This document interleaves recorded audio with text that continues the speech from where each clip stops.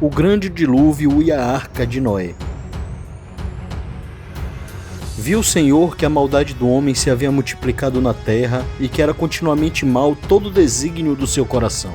Então se arrependeu o Senhor de ter feito o homem na terra, e isso lhe entristeceu o coração. Olá, meu irmão, olá, minha irmã, que a graça e a paz do Senhor estejam sobre vocês hoje e sempre, amém? Neste vídeo, vamos contar a história do dilúvio e da arca de Noé, abordando alguns temas de uma forma um pouco diferente. É muito importante que você assista a mensagem até o final, ok?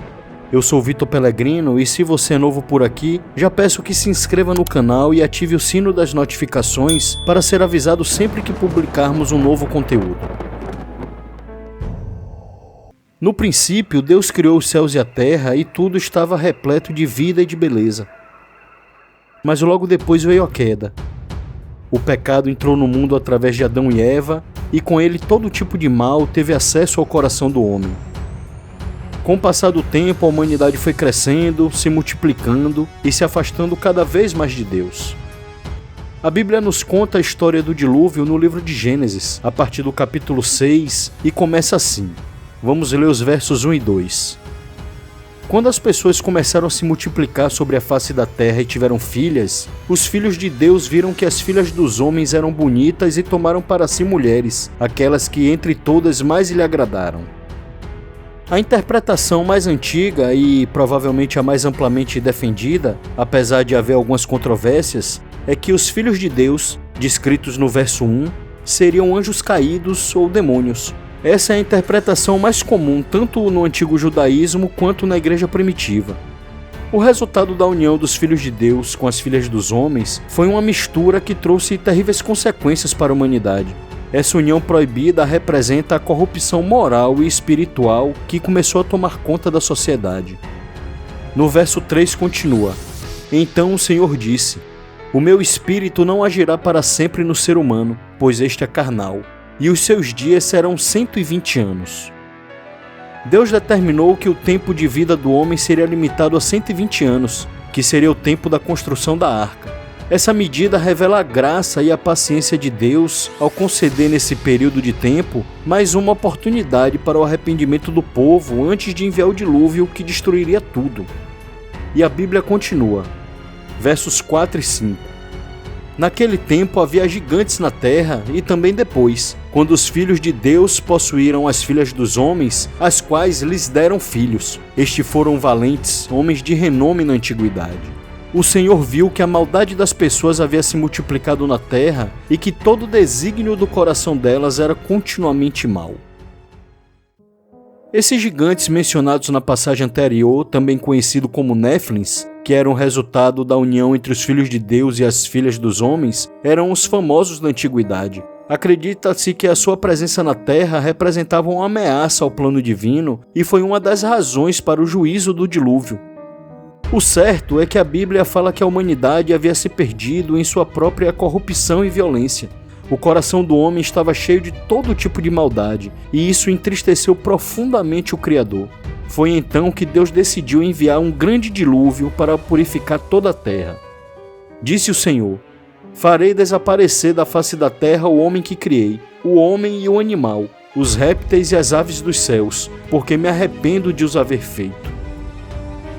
Mas havia um homem que encontrou graça aos olhos do Senhor. O seu nome era Noé. Ainda no capítulo 6 do livro de Gênesis, o verso 9 diz que Noé era um homem justo e íntegro entre os seus contemporâneos. Noé andava com Deus. Apesar de toda a maldade e violência que cercava Noé e sua família, ele permanecia justo e íntegro entre o povo de sua época.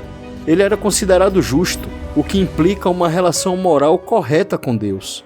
Além disso, ele era íntegro em sua conduta, significando que, apesar de viver em um mundo pecaminoso, ele se manteve sempre no caminho correto. Sua integridade moral não lhe permitia aceitar o pecado como uma coisa normal. Noé também demonstrou sua retidão e integridade ao andar com Deus, o que envolvia invocar o nome do Senhor e buscar sua presença diariamente. Deus então se agradou de Noé, lhe revelou o seu plano divino e lhe deu instruções específicas para a construção de uma gigantesca embarcação, o que veio a ser conhecido como a Arca de Noé. Deus ordenou que a arca medisse cerca de 150 metros de comprimento, 25 metros de largura e 15 de altura. A arca possuiria 3 pavimentos e abrigaria a Noé, sua família e casais de cada espécie de animal vivo, macho e fêmea, para que a vida pudesse continuar após o dilúvio. Sua obediência a Deus foi confirmada pelo fato de que Noé fez tudo conforme o Senhor havia lhe mandado, e a construção da arca levou 120 anos para ser concluída. Agora imagine a fé inabalável de Noé, construindo uma embarcação de proporções épicas em um mundo que nunca havia visto tanta chuva. As pessoas zombavam e duvidavam dele, mas Noé continuou sua obra, movido pela fé e por acreditar na promessa de Deus. A arca era um símbolo de esperança e de recomeço, um testemunho da misericórdia de Deus para com sua criação. Quando as primeiras gotas de chuva começaram a cair, o que antes era motivo de escárnio tornou-se um sinal de terror para muitos. A chuva se tornou um dilúvio e as águas subiram, cobrindo montanhas e varrendo tudo em seu caminho.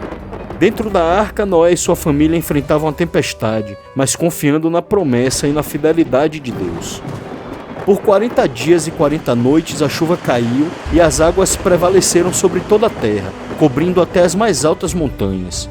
Após 150 dias, as águas começaram a recuar e ficaram mais 150 dias recuando.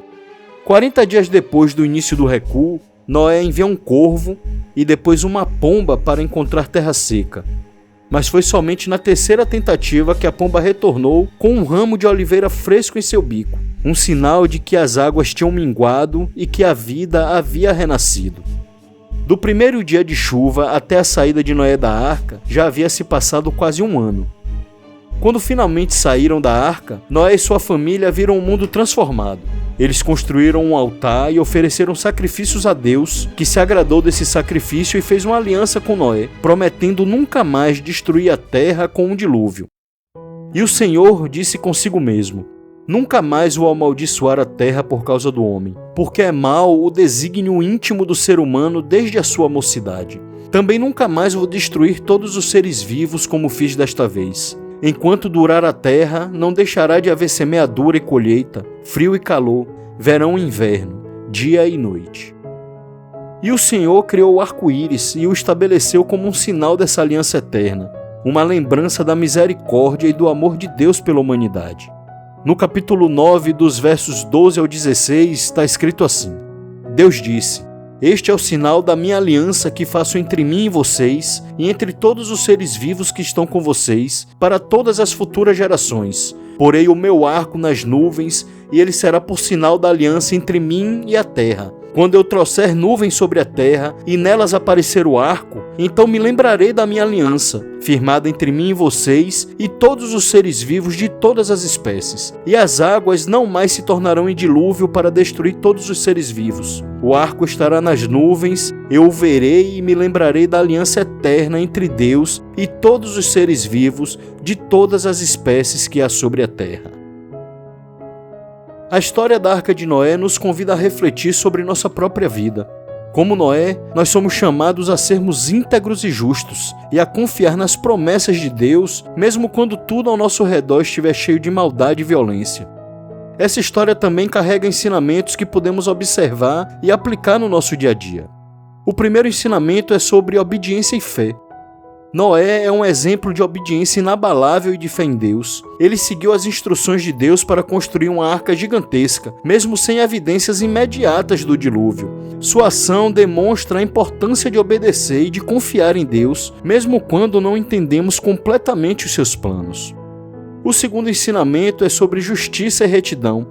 Noé foi escolhido para sobreviver ao dilúvio porque ele era justo e íntegro. A história destaca a importância de viver uma vida moral e ética, mesmo em meio a uma sociedade corrompida. Fazer o certo, mesmo que ninguém mais o esteja fazendo. O terceiro ensinamento é sobre justiça e misericórdia. O dilúvio representa o julgamento de Deus sobre a maldade do mundo, mas também a sua misericórdia, ao preservar Noé, sua família e as espécies de animais. Isso mostra que, embora Deus seja justo em seu julgamento, ele é também misericordioso e sempre proverá meios de salvação. O quarto ensinamento é sobre renovação e esperança. Após o dilúvio, o mundo ganhou a possibilidade de renovação. A história simboliza a esperança de um recomeço. Sempre que passarmos por situações que pareçam ser o nosso fim, podemos lembrar que após uma grande tribulação ou um grande dilúvio, Deus está dando a possibilidade de um novo começo. E ao reconstruirmos as nossas vidas em conformidade com os planos de Deus, podemos estar certos de que contaremos sempre com a sua presença e as suas provisões. O quinto e último ensinamento é sobre aliança e promessa. Após o dilúvio, Deus estabelece uma aliança com Noé e com toda a humanidade. Isso inclui a mim e a você que está me ouvindo, amém? Nessa aliança, Deus nos promete bênçãos e proteção. Isso confirma a fidelidade eterna de Deus e a sua vontade de manter um relacionamento íntimo com todo o seu povo.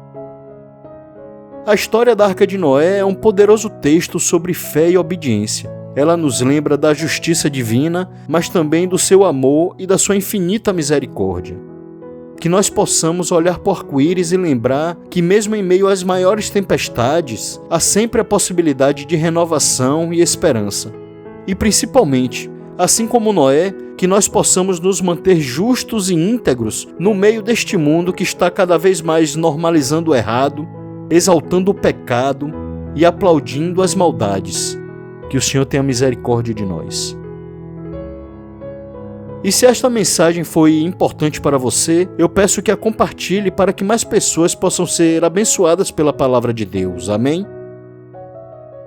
Lembre-se de se inscrever em nosso canal e ativar o sino das notificações para receber mais mensagens que fortalecerão a sua fé. Isso também nos ajuda a alcançar mais vidas através da internet. Que a graça e a paz do nosso Senhor Jesus Cristo estejam sobre todos vocês. Muito obrigado por ficar comigo até aqui e eu te vejo no próximo vídeo, se Deus quiser. Glória a Deus e aleluia.